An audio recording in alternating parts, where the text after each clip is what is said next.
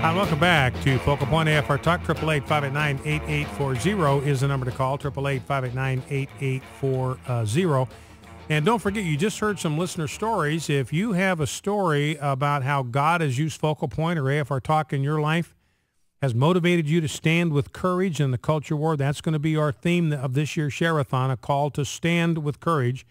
If AFR Talk or Focal Points helped you grow as a Christian, or if there's something about AFR Talk that encourages you, whatever the thing is that encourages you the most, love to have you call and leave a brief recorded message, 800-326-4543, option 8, and we may be able to use your testimonial during Share-a-thon, 800-326-4543, option number 8. Let's grab a quick phone call. I got a couple of sound bites, and we'll take some more phone calls. Let's go to Paul in Dallas, Texas.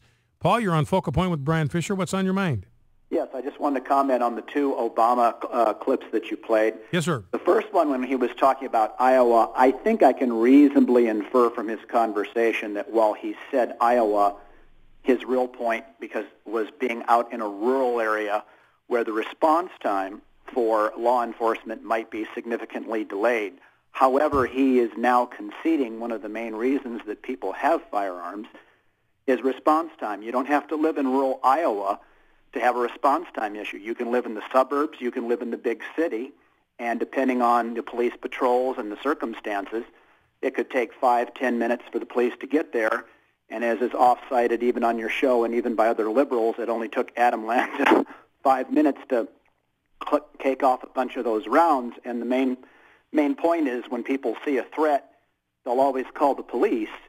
But if somebody is breaking the glass to enter your home or just has kicked down the front door, you don't have the response time to call the police and sit there and wait. And so I think inadvertently Obama has already made the case for keeping and bearing arms.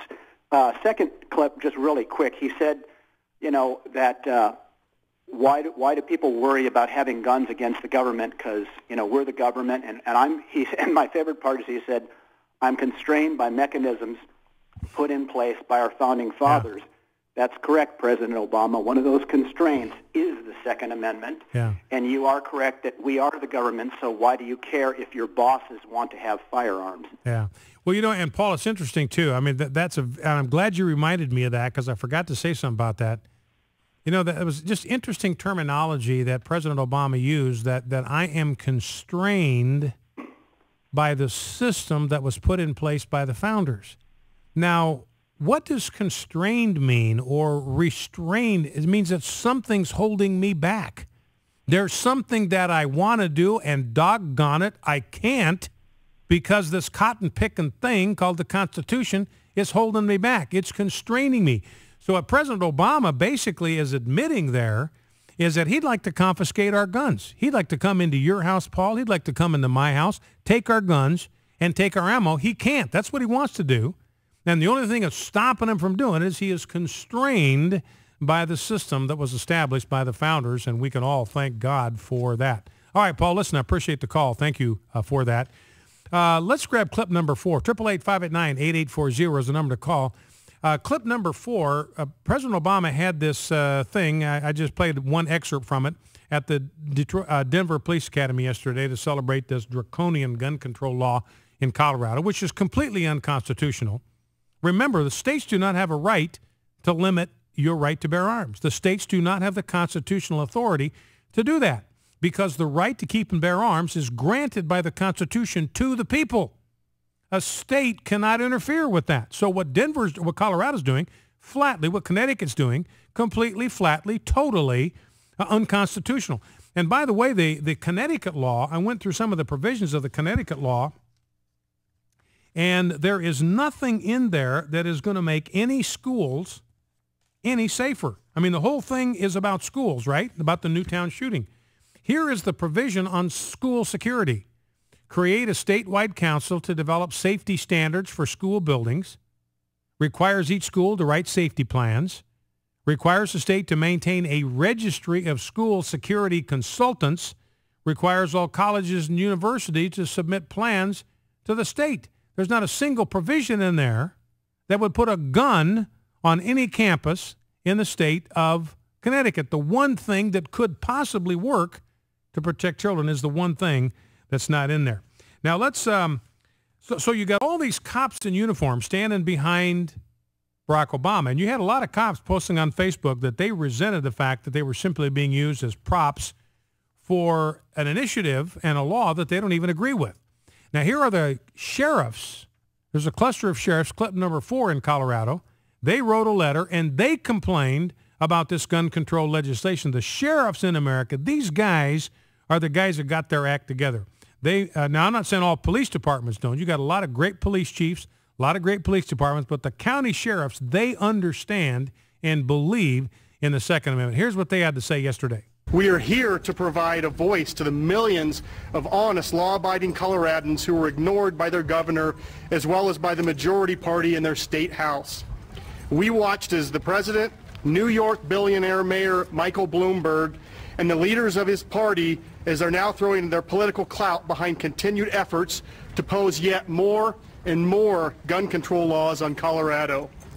While these dedicated county sheriffs stand here publicly for the rights of their citizens, the president later today will be hiding behind the walls at the Denver Police Academy, surrounding himself with hand-picked audience of gun control supporters and police employees coerced to his political rally as he declares victory for the Denver governor, John Hickenlooper. We are here to remind you that the voices of the 62 elected Colorado sheriffs were silenced by the leaders of the majority party in the state house. Your governor found it too inconvenient to even allot 15 minutes to hear the concerns of the sheriffs of his state. So the sheriffs got shut out.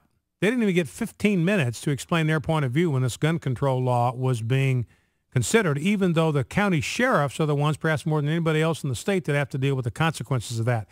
Now, Dina DeJet is a representative, this is clip 5, and she's holding a committee hearing, and there's a senior citizen that's complaining about the fact that he is being disarmed, and what happens if some bad guys come to my house and they've got more firepower than I do. Here is a compassionate liberal response. Good news for you. You live in Denver. The DPD would be there within minutes. You'd probably be dead anyway. And you'd probably be dead anyway. You got a response time of just minutes. Well, remember, when seconds count, help is just minutes away. She's saying, hey, no problem.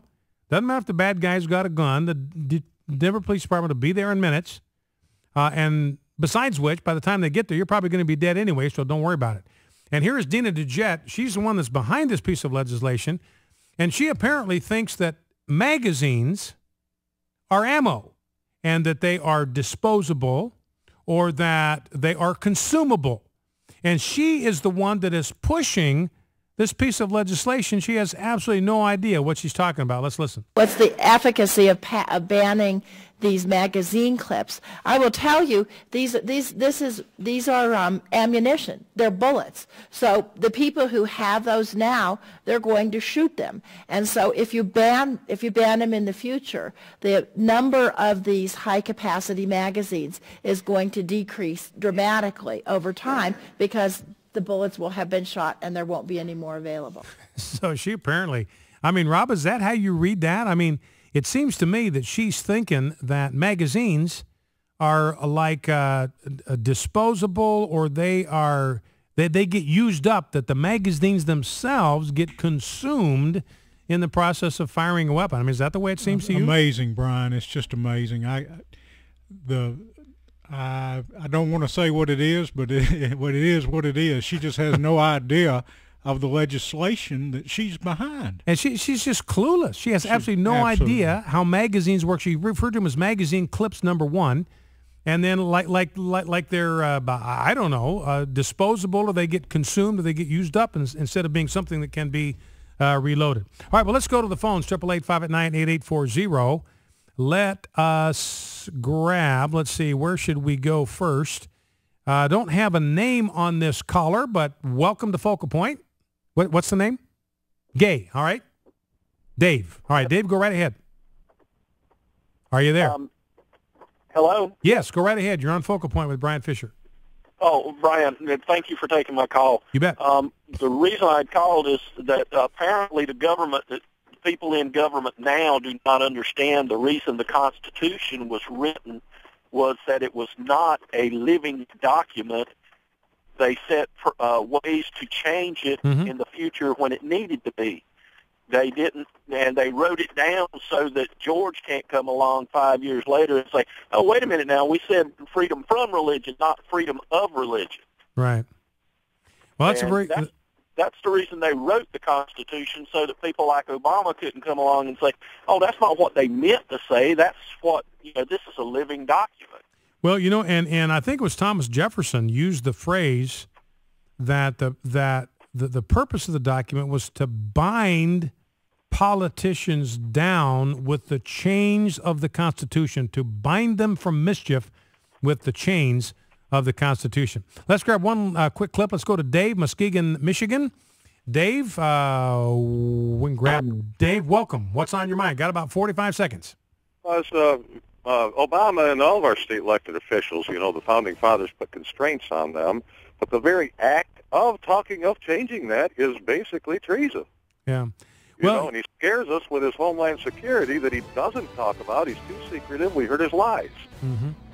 Well, listen, I appreciate your call, Dave, and that goes back to what our last caller was saying about the Constitution being a fixed document. There's a provision.